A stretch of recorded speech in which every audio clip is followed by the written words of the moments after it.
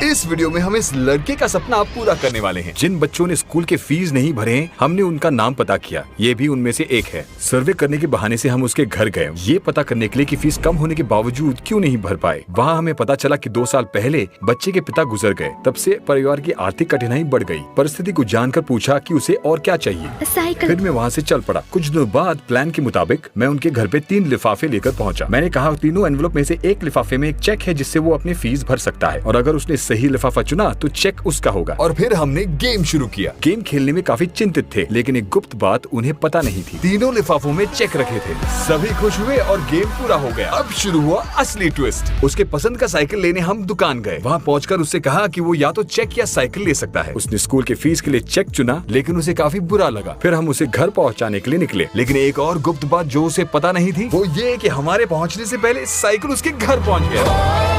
तो हम सब खुश हैं क्योंकि